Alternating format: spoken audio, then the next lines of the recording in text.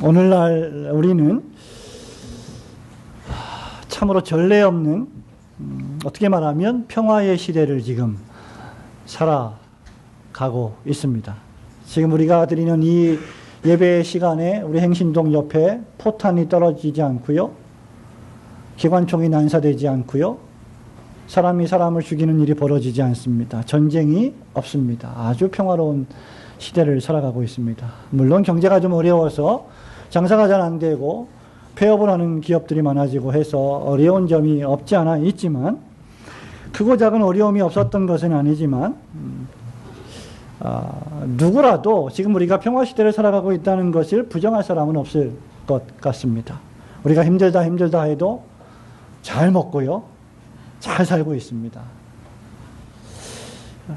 대한민국이 역사를 거듭해 오면서 많은 어려움이 있었지만, 지금 절찰리에 상영되고 있는 이터널 선샤인의 역사 드라마를 보더라도 항상 외세의 침입에 흔들리는 일들이 있었지만, 또 1950년 북한의 남침으로 시작된 한국전쟁 이후에 70여 년이 지나오는 동안 한 번도 우리는 전쟁을 경험해 본 적이 없습니다. 물론 살짝 포탄이 떨어지고 연평도에 또 큰일이 벌어지고 또 서해상에서 무력으로 충돌하는 일이 있었습니다만은 전면전이 벌어진 적은 없습니다. 지난 4월과 6월 여러분이 너무 잘 아시다시피 남북정상회담과 북미정상회담이 열렸고 평화에 대한 논의가 계속되고 있습니다. 그 어느 때보다도 평화가 곧 실현될 것 같은 시대를 맞이하고 있습니다. 비행기를 타고 가지 않고 이제는 기차를 타고 평양을 통과해서 블라디보스톡을 지나서 러시아를 통과하고 중국을 통과하고 프랑스와 런던에 도착하는 날들을 상상하는 사람들이 있을 것입니다. 그러나 실제 그렇게 가면 죽어요. 얼마나 힘든 여정인지 여러분 비행기 타고 가는 게 편합니다. 여담입니다마는 그런 어떤 꿈을 꾸면서 우리는 평화에 대해서 논의하고 있습니다. 하지만 조금 더 깊이 들어가 보면요, 눈에 잡힐 것 같은 이 평화가 이내 세계 열강들의 개입과 대한민국 내부와 북한의 내부 입장과 자국 상황들로 인해서 시시각각 변화하고 있습니다. 따라서 우리가 지금 평화의 시대에 살아가기보다는 여전히 평화에 대한 기대와 또 기대가 그 기대가 깨질지 모른다는 두려움이 공존하는 시대를 우리가 살아가고 있다. 그게 분단국가의 아픔이라고 할 수 있을 것입니다. 내부로 돌이켜보면 여러분, 국내 경제는 1994년도에 발생했던 IMF보다 더 심각하다는 경제 전문가들의 진단이 나오고 있습니다. 최저임금 문제로 문을 닫는 업체들이 많아지고 있고 갈등이 고조되고 있습니다. 언제나 항상 있었던 일들이에요. 지난 몇 년 동안 실업자 숫자가 14만 4천 명을 넘어섰다. 그래서 어떤 사람이 이렇게 말하더라고요. 14만 4천 명이 찼으니까 이제 종말이 올 것이다. 그런 말도 안 되는 말을 하는 사람들도 있습니다. 얼마 전 대구와 서울시청 앞에서 성적 취향의 자유라는 캐치프레이즈를 내걸고 동성애 축제가 버젓이 열리는 것을 우리는 지금 목도하고 있습니다. 불과 10년, 20년 전에 상상도 할 수 없었던 일들이 벌어지고 있습니다. 이런 시대적 상황 속에서 살아가는 우리들은 어찌 보면 소망보다는 두려움이 앞서는 것도 사실일 것입니다. 하지만 지금 우리가 읽었더니 본문의 말씀에 보면 예수님 당시 제자들이 만난 두려움은 이것보다 훨씬 더 강력한, 그리고 더 피부적이고 현실적인 두려움이었습니다.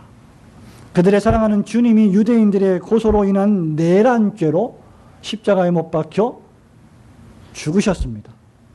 그들의 정신적, 영적 지주가 세상을 떠나버렸습니다. 그들을 보호하던 보호막이 깨져버렸습니다. 주님의 제자들은 그런 유대인들이 무서워 떨면서 오늘 본문에 보니까 그 제자들이 모인 곳에 문들을 잠궈 놓고 쥐죽은 듯이 있었던 것입니다. 언제 어느 때 내란죄로 몰려서 죽었던 저 예수님의 제자들인 우리들에게 유대인들이 들이닥쳐서, 로마의 군병들이 들이닥쳐서 우리를 붙잡아다가 같은 제목으로 죽일지 모른다는 두려움이 엄습했던 것이죠. 바로 그때 죽음에서 부활하신 구주 예수 그리스도께서 친히 찾아오셔서 처음으로 하신 말씀이 바로 너희에게 평강이 있을지어다 라는 음성이었습니다. 이 평강이 얼마나 좋은지 어떤 아버지 어떤 엄마는 자기 아들을 평강이라고 지었어요. 우리 고려신학대학원의 제자 가운데 한 명 이름이 박평강입니다. 이름을 잘 지어야 돼요. 이 친구 이름이 평강이기 때문에 항상 평강해야 돼요. 이름이 평강이니까. 얼마나 좋으면 평강으로 이름을 지었겠습니까?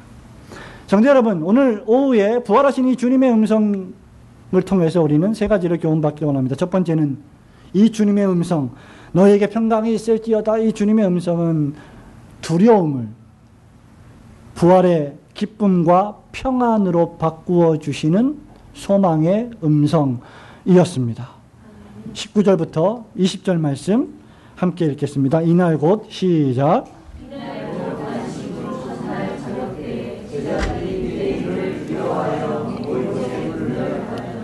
예수께서 오사 가운데서 서 이르시되 너희에게 평강이 있을지어다. 이 말씀을 하시고 손과 옆구리를 보이시니 제자들이 주를 보고 기뻐하더라. 아멘. 여러분, 여전히 시간은 안식 후 첫날이었습니다. 이 안식 후 첫날은 지난주에 말씀드린 바와 같이 유대인들이 분주하게 지켰던 안식일이 다 끝난 다음 날, 즉 평범한 토요일 또 주일이었습니다. 하지만 이 날은 전혀 새로운 날이었고 기쁨의 날이었습니다. 생명의 날이요 축복의 날이었습니다. 왜냐하면 그 안식 후 첫날 무덤에서 돌아가신 우리 주님께서 다시 살아나신 날이기 때문입니다. 그래서 우리가 오늘 그날을 기념하여 매 주일마다 그 부활의 축복을 맛보며 예배를 드리는 그 날입니다. 하지만 이런 기쁨의 날에 제자들의 모습이 어떠했습니까? 안식 후 첫날 제자들은 두려움에 휩싸여 버렸습니다. 주님이 부활하셨다. 마리아가 목격했던 주님의 부활, 요한과 베드로가 목격했던 그 주님의 부활과 그 부활의 능력은 아직 이 사람들에게 실체나 경험으로 느껴지지 못했던 것이었습니다. 19절에 보면 그래서 그들은 어떻게 했어요? 저녁 때에 제자들이 유대인들 두려워하여 모인 곳에 문들을 닫아 놓았습니다. 여기 복수로 표현된 것으로 보아 이 집은 좀 큰 집이었던 것으로 보이고 문들이 꽤 많았던 것으로 보입니다. 그러나 그 모인 모든 문들을 전부 다 하나도 남김없이 샅샅이 다 닫아버렸습니다. 잠궈버렸습니다. 다른 말로 하면 하나같이 문들은 닫혀 있었던 것이죠. 너무나 부정적인 상황입니다. 그 두려움의 실체가 무엇입니까? 예수님을 십자가에 못 박아 죽인 유대인들을 두려워했다라고 했습니다. 기쁨의 날이어야 할 이 주님이 부활하신 부활의 날에 아직도 여전히 이 제자들의 마음속은 두려움에 휩싸여 있었던 것이죠. 하지만 바로 그때 우리 주님, 부활하신 주님께서 친히 찾아오셨습니다. 요한은 이것을 어떻게 기록하고 있습니까? 모인 곳의 문들을 닫았더니 예수께서 오사 가운데 서셨다. 여러분, 이런 말씀들을 그냥 막 지나가면서 읽으시면 안 되고 주의 깊게 보셔야 합니다. 분명히 문들은 닫혀 있었습니다. 아니, 엄밀히 말하면 잠겨 있었을 것입니다. 문들이 잠겨 있는데 주님께서 그 방 안으로 들어오셨다는 거예요. 두려움에 꽁꽁 휩싸여 있는 제자들 사이의 한가운데 서 계셨던 것입니다. 여러분, 이 말씀은 주님께서 문을 열고 오셨든지 부활하신 주님께서 문들을 그냥 통과해서 오셨든지 베드로를 감금해 놓았던 옥문이 저절로 열리듯이 부활의 주님이 가는 길에 문들이 저절로 열렸는지 성경에 기록하지 않고 있기 때문에 알 길이 없지만 닫혀있던 문들은 주님의 길을 예비하기 위하여 활짝활짝 열려버린 것입니다.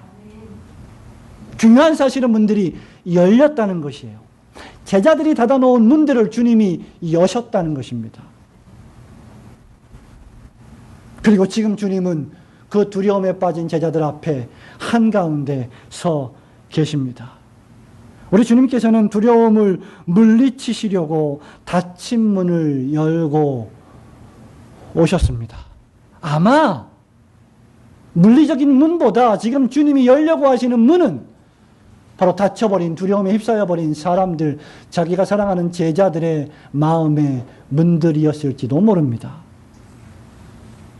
여러분, 실상 열려야 할 문은 여러분의 집의 문이 아니라 여러분의 마음의 문입니다. 두려움에 휩싸인, 불신앙에 빠져버린, 연약해서 어찌할 줄 몰라 하고 있는 우리의 문 말입니다. 그래서 우리 주님께서는 그 두려움의 한가운데에 서 계신 거예요. 여러분, 천성적으로 저는 가운데 서기를 별로 좋아하지 않습니다. 가운데 서는 것은 주목을 받는 것이고 리더의 입장에 있는 것이고 그것이 얼마나 힘들고 어려운 길인지는 여러분이 경험해 보시면 아실 것입니다. 그래서 우리 교회에 사업을 하시는, 지금 강 집사님 어디 안 계시나요? 사업을 하시는 분들을 보면 존경스러워요. 왜냐하면 월말이 되면 무조건 사장들은 자기 월급보다 사원들 월급을 챙겨줘야 되는, 그래서 동분서주해야 되는 어쩔 수 없는 숙명을 타고난 사람들이기 때문이죠. 한가운데 서 있는 겁니다. 내가 쓰러지면 사업의 문을 닫는 거예요. 내가 쓰러지면 가정이 엉망이 되는 겁니다. 그러니까 가장들 여러분 존경하셔야 됩니다. 우리 남전도 회원들 여러분 사랑하셔야 됩니다. 우리 교회 목사님, 장로님들 사랑하셔야 됩니다. 우리 주님은 그런 두려움에 굴하지 않고 한가운데 딱 서 계십니다.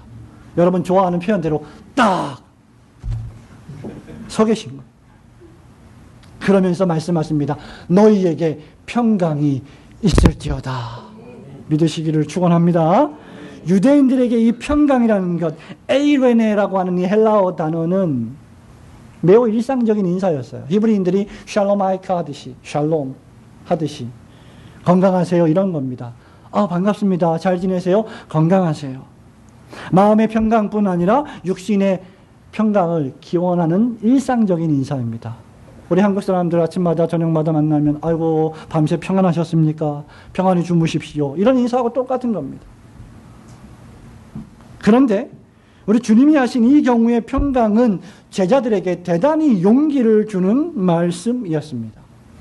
뿐만 아니라 이 평강은 하나님의 아들이 오심으로 종말론적으로 볼 때 하나님의 백성이 하나님의 나라인, 완성될 하나님의 나라에서 누릴 축복을 가리키는 용어입니다. 종말론적으로 볼 때. 강 집사님께서 천국을 막 찾으신다 그러는데 천국이 어디 있냐? 천국은 하나님 말씀에 있어요. 그리고 여러분의 영혼 속에 있습니다. 여러분의 마음에 있어요. 근데 이게 아직 완성이 안 됐단 말이죠. 하나님의 나라가 완성될 텐데 그 완성될 하나님의 나라에는 에이렌의 완벽한 평강이 있는 나라, 분쟁이 없는 나라, 전쟁이 없는 나라, 눈물이 없는 나라가 될 것입니다. 그것을 지금 우리는 이 교회에서 잠깐 맛보고 있는 거죠. 성도 여러분, 교회 오시는 게 즐겁습니까? 교회 오는 게 지긋지긋하게 힘들고 고통스러워, 뭐가지 끌려가듯이 이렇게 오십니까? 아니죠. 그렇게 온 사람 거의 없을 거예요. 왜 그럴까요? 교회에 평강이 있기 때문이죠. 교회에 복음이 있기 때문이죠.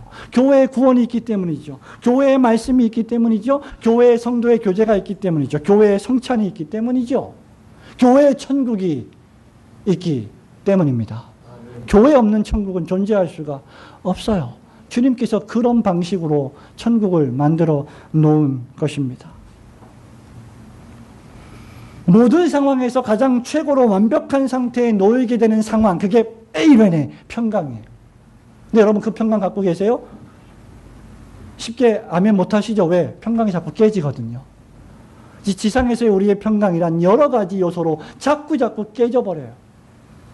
사람과의 관계 속에서 깨지고, 물질과의 관계 속에서 깨지고, 나의 심리적인 갈등으로 인하여 깨지고, 제가 좋아하는 노래 가운데, 좋아하는 건 아닙니다만, 우리 어머니가 좋아하셨는데, 아침에 피었다가 저녁에 지고 마는. 유행가 가사 아시죠? 아침에 기분 좋았다가, 저녁에 갑자기 기분 나빠지고, 또 그 다음날 언제 그랬다는 듯이 기분이 좋아지고, 그게 인생입니다. 자꾸 깨져버려요, 우리의 평강이. 근데 이 평강은 완벽한 평강이에요. 그리스도께서 십자가 죽음의 구속으로 성취된 하나님과 죄인 사이에 만들어 놓으신 구속의 평강, 그 구원을 우리에게 선물로 주셨습니다. 여러분이 누군가와 평강할 수 있다는 것은, 여러분이 누군가와 싸우지 않고 화목하며 지낼 수 있게 된 것은 하나님께서 당신의 아들을 십자가에 못 박아 죽이시기까지 우리와 화목하기를 원하셨기 때문입니다. 그래서 교회의 화목이 가능한 거예요. 그러므로 그 화목을 깨는 것은 그리스도의 십자가 구속을 깨는 것과 다름이 없는 것이죠. 이 평강은 주님의 부활 승천 재림 이후에 완성될 여전히 진행 중인 평강입니다. 여러분들은 오늘날 교회에서 매 주일마다 그 천국을 조금씩 맛보고 있는 것이죠. 어떤 사람은 확신의 강도가 다르기 때문에 그것을 깊이 경험하는 사람이 있는가 하면, 또 어떤 성도는 짧게 경험하고도 있지만 누구나가 다 중생받은 신자라면, 하나님의 성령이 그 안에 있다면 이 평강을 누리고 계실 것입니다. 물론 이 평강의 근원은 부활하신 주 예수 그리스도이십니다. 20절 말씀 보세요. 이 말씀을 하시고 손과 옆구리를 보이시니, 손과 옆구리를 왜 보이십니까? 부활하신 주님의 몸에 그 십자가 구속의 상처가 여전히 보이고 있는 그 모습, 그것을 보여주신 것이죠. 부활의 몸이 허상이 아니다, 도깨비가 아니다, 유령이 아니다라는 것을 보여주신 것입니다. 주님의 부활은 현실입니다. 그래서 제자들은 그 주님을 보니까, 이 평상시에 내가 알던, 내가 만나던, 내가 대화하던, 내가 밥 먹던, 내가 사랑하는 그 주님이구나. 그래서 기뻐했던 거예요. 그러나 동시에 우리 주님은 완전히 부활하여 새롭게 되신 주님이십니다. 그러므로 평강의 근원은 여기 있다 저기 있다 할 것이 아니요, 우리 주 예수 그리스도 안에 있다 해야 할 것입니다. 도무지 여러분이 얼마나 많은 돈을 벌어야 평화롭겠습니까? 도무지 여러분이 지금 사는 집도 넉넉하지만, 부족하다고 느껴질 때도 있지만, 그래도 넉넉하지만 얼마나 큰 집에 살아야 여러분의 평강이 임하시겠습니까?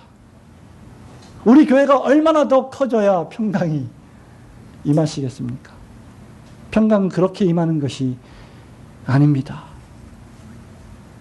바울 서신이 보면, 바울이 자신의 모든 13개의 편지에서 모든 교회를 향하여, 개인을 향하여 인사할 때 인사말을 어떻게 시작합니까? 주님의 은혜와 평강이 너희에게 있을지어다. 아멘. 성도 여러분, 실로 오늘날 우리는 1세기 제자들만큼이나 평강이 필요한 시대에 살고 있습니다. 전쟁에 대한 두려움, 국제정세의 변화에 대한 두려움, 미래에 대한 불안함, 내가 대학을 졸업했는데 취업을 못하면 어떨까? 내가 어떤 대학을 어떻게 갈 수 있을까? 그런 불안함, 기독교 신앙의 가치와 문화를 대적하는 세속 문화에 대한 두려움, 이런 것들이 우리에게 늘 있습니다. 무엇보다도 세상 앞에서 마치 메뚜기처럼 보이는, 너무너무 작아 보이는, 자신을 세상과 비교해서 내가 너무 작아 보이는 내 자신에 대한 두려움이 있습니다. 주님께서는 그런 모든 상황들을 다 아시고 우리들을 향하여 우리 가운데 오셔서 너희에게 평강이 있을지어다 라고 선언하십니다. 그리고 21절에서 다시 한번 평강이 있을지어다 라고 말씀하셨습니다. 여러분, 이렇게 두 번씩이나 이 평강을 반복하신 것은 의심의 여지 없이 두려움 속에 절망하고 의기소침해 있는 제자들을 위로하고 용기를 주고 격려하시기 위함입니다. 우리에게 유일한 평강이 있다면 부활하신 우리 주 예수 그리스도 안에 거하는 것 뿐입니다. 우리에게 평강이 있을지어다 라고 말씀해 주심으로, 그렇게 말씀해 주시는 주님으로 말미암아 여러분 마음속에서 평안을 누리시는 성도들 되시기를 주님의 이름으로 축원합니다. 계속해서 이 주님의 음성은 우리의 무능력과 무기력을 복음 전파의 사명으로 바꾸어 주시는 능력의 음성이십니다. 21절 같이 읽습니다. 예수께서 시작.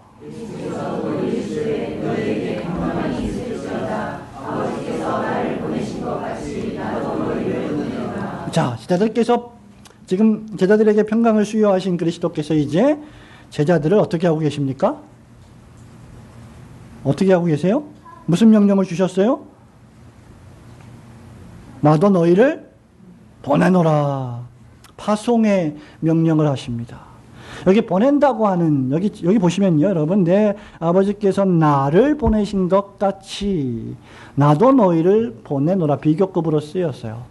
As my father sends me, I send you. 이렇게 번역을 하고 있습니다. 여기 헬라어 동사 아포스텔로와 펜포 두 가지 단어가 첫 번째, 두 번째 이렇게 쓰였어요. 목사님, 여기는 어디고 난 누구입니까? 아포스텔로는 뭐고 펜포는 뭡니까? 다 모르셔도 됩니다. 그러나 두 가지가 사용되었는데 주님은 제자들을 보내시면서 먼저 아버지께서, 하늘에 계신 아버지께서 나를 보내셨다. 그러니 나도 너희들을 보낸다. 이렇게 말씀하고 있다는 겁니다. 이것은 어떤 의미에서 제자도에 있어서 대단히 중대한 의미를 지닙니다. 제자가 누구일까요? 보냄을 받은 자입니다. 선지자가 누구일까요? 보냄을 받은 자입니다. 물론 우리 주님께서 성부 하나님의 제자는 아니십니다. 그러나 우리는 주님의 제자입니다. 주님께서 아포스텔로라고 하는 단어를 사용하실 때 그 의미는 보내신 분이 있다라는 것을 의미해요. 아포는 전치사 접두어입니다. from, whom, 누구누구로부터, 스텔로는 보내다 이 말이에요. 그러니까 누구누구로부터 보냄을 받았다. 수동의 의미를 가지고 있죠. 그럼 아버지께서 나를 보냈다 이 말은 나는 아버지로부터 보냄을 받은 자이다. 마찬가지로 나도 너희를 보낸다 이 말입니다. 그러니 하나님으로부터 보냄을 받은 분이 바로 주님이시다라는 뜻입니다. 구약의 많은 선지자들, 여러분 구약 성경 보면 선지자들 많이 나오죠. 모세, 엘리야, 에스겔, 엘리사, 다니엘, 그리고 신약의 사도들, 12제자와 사도 바울, 바로 보냄을 받은 자들입니다. 사도들을 영어로 뭐라고 그래요? apostles. 그렇게 얘기하죠. apostle. 바로 아포스텔로로부터 유래된 단어입니다. 여기 제자들의 경우에는 펜포가 사용되었는데 단순히 보낸다는 뜻입니다. 왜? 주님이 지금 보내고 계시기 때문이죠. 자, 그렇다면 우리가 교회에서 예배를 드리고 예배를 마치고 집으로 돌아가 학교에 가 회사에 가서 사업장에 가서 만나는 사람들에게 예수님을 소개하고 복음을 전파하고 전도하고 선교하는 그 전도와 선교의 강력한 동기는 무엇이냐라고 할 때 바로 우리 주님이시라는 겁니다. 전도를 많이 해서 이 교회 사람들을 많이 불려가지고 우리 교회가 뭐 크게 성장, 이 목적이 아니라 주님이 먼저 복음을 전하라고 명령하셨기 때문이다라는 것입니다. 주님께서 바로 이런 명령을 받고 보내심을 받은 분이십니다. 주님께서 보내심을 받고 어떻게 하셨을까요? 성부 하나님, 저는 못 가겠습니다. 내가 하나님인데 왜 사람의 몸을 입고 가겠습니까? 이러셨습니까? 순종하셨어요. 갈라디아서 4장 4절에 보면 예수님께서 어떻게 됐습니까? 하나님의 명령을 받고 하나님께서 그 아들을 여자에게서 나게 하심에 여자에게서 나셨어요. 전능하신 성자 하나님께서 여자의 몸에서 태어나셨습니다. 어린아이 생활을 보냈습니다. 주님께서 보내심을 받고 고난당하시고 십자가에 죽기까지 순종하셨습니다. 이런 의미에서 우리 주님의 사명은 삼위일체적인 사명이지요. 성부 하나님이 보내시고 그리스도께서는 보냄을 받은 분이시고 성령께서는 하나님과 예수 그리스도로부터 보냄을 받은 분이십니다. 그래서 우리 주님이 부활승천하신 뒤에 내가 또 다른 보혜사를 너희에게 보낼 것이다. 성령이 너희에게 임하시면 너희가 권능을 받을 것이다 라고 말씀하신 것입니다. 성도 여러분, 그러니까 이제 이 말씀은 더 이상 제자들이 닫힌 문 속에 갇혀 있어서는 안 된다는 말입니다. 제자들은 부활하신 주님으로부터 파송을 받았으니 이제 그 닫힌 문들을 활짝 열고 나가서 복음을 전해야 한다는 말입니다.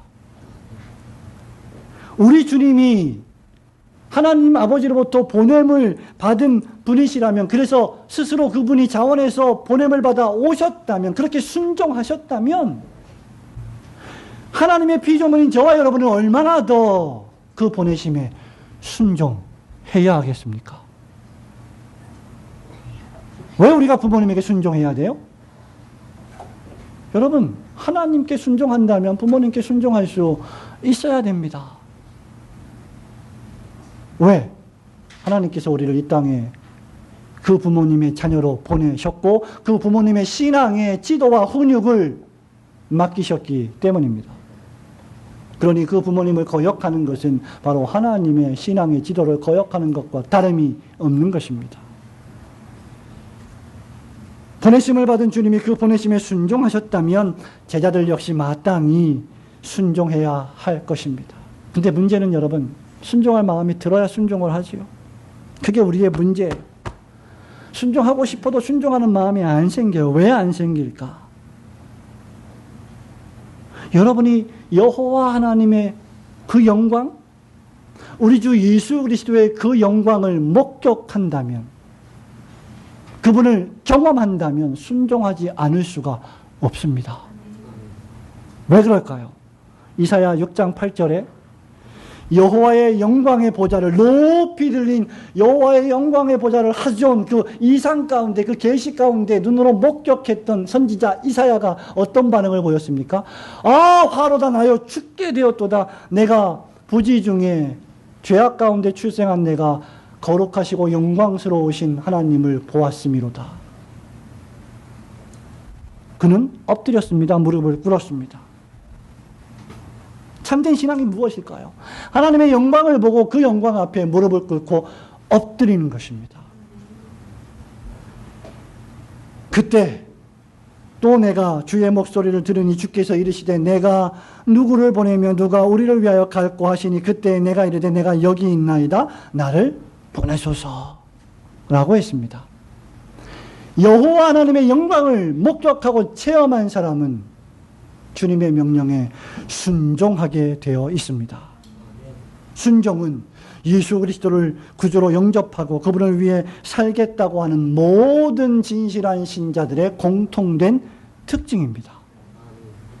신자이면서 순종하지 않겠다면 그것은 신자이기를 포기하는 것과 다름이 없습니다. 우리는 종종 이런 말을 합니다. 목사님, 저는 많이 알고 순종하겠습니다. 저는 좀 더 순종하기 전에 좀 배워야 될 것 같습니다. 예, 배우면서 많이 알면서 순종하는 것도 중요하지만 다른 한편으로 우리를 창조하신, 우리를 구원하신 하나님과 그리스도에게 먼저 순종하면서 배워가는 것도 그만큼이나 대단히 중대한 일입니다. 아니, 훨씬 더 좋은 일입니다. 그러나 그 사명의 감당은 여러분 자신의 지혜나 말이나 능력으로는 물론 안 되는 일입니다. 그럼에도 우리는 명령에 순종하여 나가야 합니다. 왜냐하면 그것이 하나님의 명령이기 때문이죠. 여러분은 세상에서 소금의 빛으로 복음을 전하는 사람으로 하나님 아버지께 영광을 돌리며 살아가라는 부르심을 받았습니다. 이것이 예수님께서 마태복음 5장, 6장, 7장에서 하신 산상수훈의 말씀이기도 합니다. 여러분이 어떤 일을 하시든지 관계없이, 여러분이 청년이든지 대학생이든지 중고등학생이든지 어린아이이든지 관계없이 이 보내심은 예수를 믿는 신자라면 누구든지 감당해야 될 사명입니다. 여러분이 처한 시간과 장소와 환경에서 주님의 부르심에 순종하며 살아가시는 성도들이 되시기를 주님의 이름으로 축원합니다. 마지막으로 우리 주님의 이 평강이 있을지어다라는 이 음성은 복음 전파의 메시지와 뿐만 아니라 복음을 전할 수 있는 능력까지도 약속하시고 부여하시는 음성입니다. 22절, 23절 함께 큰 소리로 읽어봅니다. 이 말씀을 하시고 시작.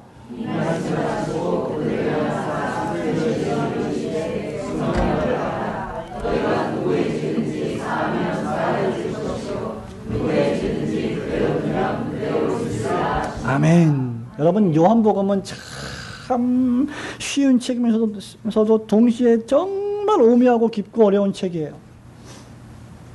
내노라 하는 한국의 많은 목사님들이 요한복음 강해 설교를 시작하다가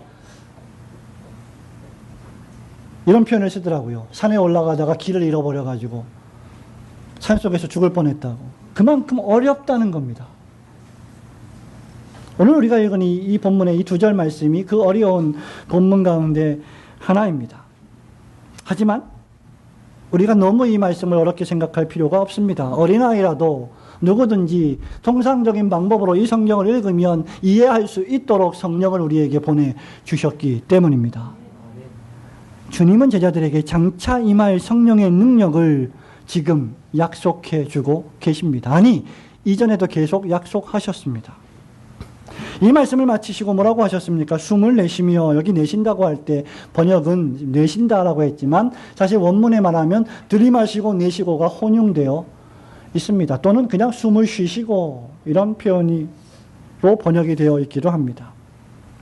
숨을 내쉬며 이렇게 말씀하시죠. 성령을 받으라. 신나지요? 이제 성령 받으니까 이제. 이 말씀을 읽고 여러분도 누군가에게 이런 식으로 당신은 성령을 아직 못 받았군요. 성령을 받으라. 쉬. 이렇게 해서는 절대로 안 됩니다. 여러분, 이 말씀을 누가 하셨습니까? 제자들이 한 것이 아니라 전능하신 성자 하나님 예수 그리스도께서 하신 말씀이에요. 감히 건방지게 그 누가 성령을 받으라고 피조물이 어떤 피조물에게 말할 수가 있겠습니까? 성령은 하나님이십니다. 우리가 주고받고 할 수 있는 물질이나 주사기에 넣어서 여러분 몸속에 투여할 수 있는 액체, 그런 능력, 그런 영향력이 아닙니다. 성령은 성부, 성자, 성령, 삼위일체 하나님 가운데 한 위격으로서 우리가 마땅히 경배해야 할 하나님이십니다. 성령이 오시는 것은 우리 주님께서 승천하신 이후에, 하늘로 올라가신 이후에, 즉 주님께서 하나님 아버지께로 돌아가시고 난 후에 벌어질 일입니다. 그리스도께서는 복음을 전하시면서 주님의 때가 이르렀고 성령을 보내시겠다고 약속하셨고 실제로 부활 승천하신 후에 오순절 날에 사도행전 2장에 보면 성령의 불이 혀같이 갈라지는 놀라운 경험을 제자들이 하게 됩니다. 만국에서 몰려왔던 많은 제자들이 그 놀라운 성령의 체험을 하고 돌아가서 세운 교회 중에 하나가 바로 로마 교회입니다. 그 교회에 편지를 한 것이 바로 로마서이지요.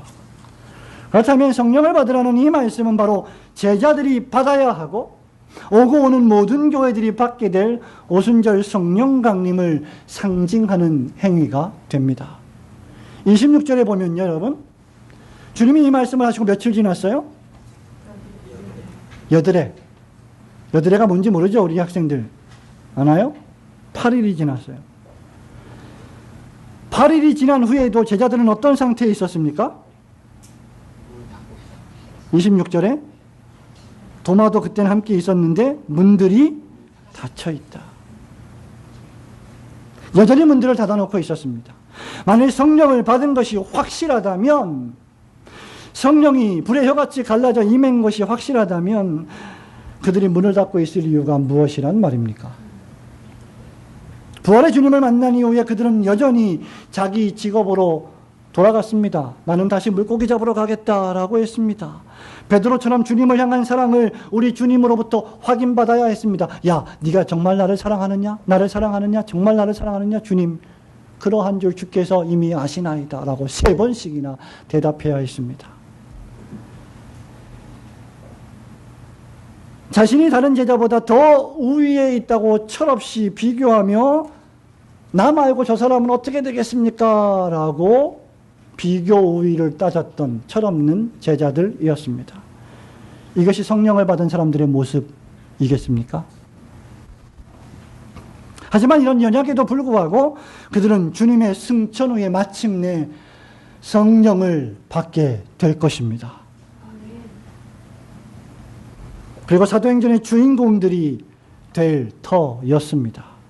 그래서 칼빈 같은 주석가들은 여기서 제자들은 성령의 은혜로 약간 뿌림을 받긴 했지만 사도행전 2장에 이르러서야 성령의 충만한 능력으로 젖어들게 될 수 있었다. 이렇게 말하기도 합니다.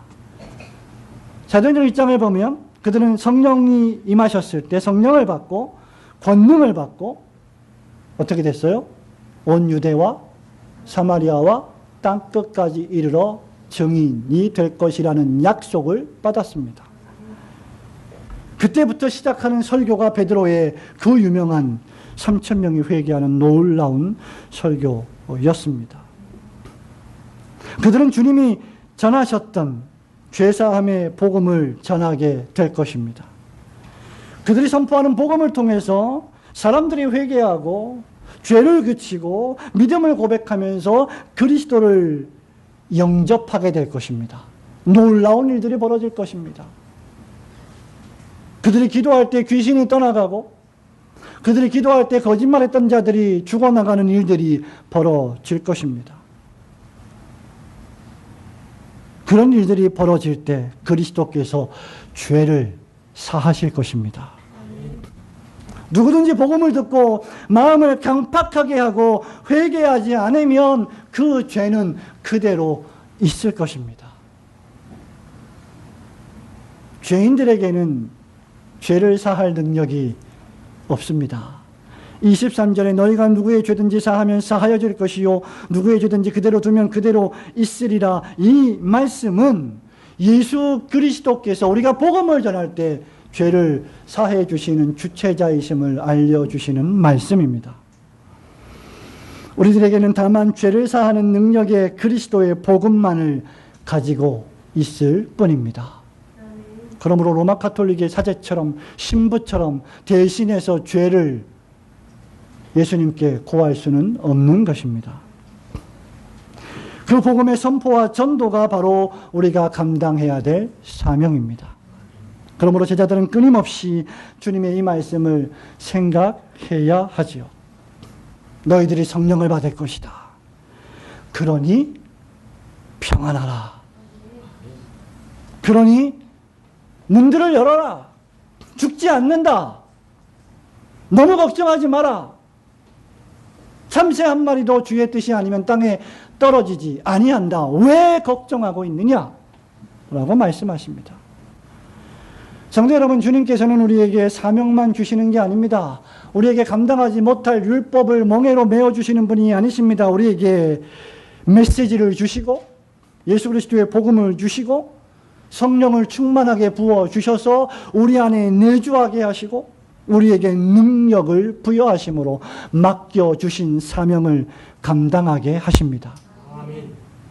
여러분이 보기에 이 목사가 땅이 세서 강다구가 있어서 이 사역을 감당하고 계시는 것처럼 혹시 보이십니까? 결코 그렇지 않습니다. 물론 우리 집안이 대대로 강이 좀 세긴 합니다만은 아마 여러분도 마찬가지이실 겁니다. 장로님들이 자신들의 능력이 너무나 출중하고 세상 물정들을 너무나 다 경험했기 때문에 아무것도 두려운 것이 없기에 교회를 섬기고 있다고 생각하십니까? 천만에요. 성령께서 그렇게 하실 마음과 능력을 주시지 않으면 우리는 그 일을 감당할 수가 없는 것입니다. 그러므로 우리에게 사명만 맡기지 않으시고 여러분에게 직분만 맡기지 않으시고 그 능력도 부여하시는 주님께 감사하시는 성도들이 되시기를 축원합니다. 사랑하는 성도 여러분, 사랑하는 우리 이화린 양 말씀을 맺습니다. 다 왔습니다. 이제 많이 견디었습니다. 종말 시대를 살아가는 우리는 이미 성령을 받았습니다. 우리 화린 양의 마음속에도 성령이 계십니다. 성령께서는 오순절날 강림하셨고 충만히 부어지셨습니다. 바울이 고린도전서 3장 16절에서요. 이렇게 말하죠. 너희가 하나님의 성전이다. 누가 성전이라고요? 여러분이. 너희가 하나님의 성령이 너희 안에 거하시는 것을 알지 못하느뇨 라고 말하므로 우리 안에 이미 성령이 거하신다고 했습니다. 로마 교회에 보낸 편지 로마서 8장 11절에서 이렇게 말합니다. 예수를 죽은 자 가운데서 살리신 이의 영이 너희 안에 거하시면, 그리스도 예수를 죽은 자 가운데서 살리신 이가 너희 안에 거하시는 그의 영으로 말미암아 너희 죽을 몸도 살리시리라. 예수의 영이신 성령께서는 죽음을 이기는 능력이십니다. 여러분 마음이 메말라 강팍해 있습니까? 쩍쩍 갈라지는 장작처럼 메말라 있습니까? 하나님, 내 안에 계신 성령께서 나를 촉촉히 적셔 주시옵소서라고 기도하셔야 합니다. 왜냐하면 성령께서는 우리 죽을 몸도 살리시는 생명의 능력이시기 때문입니다.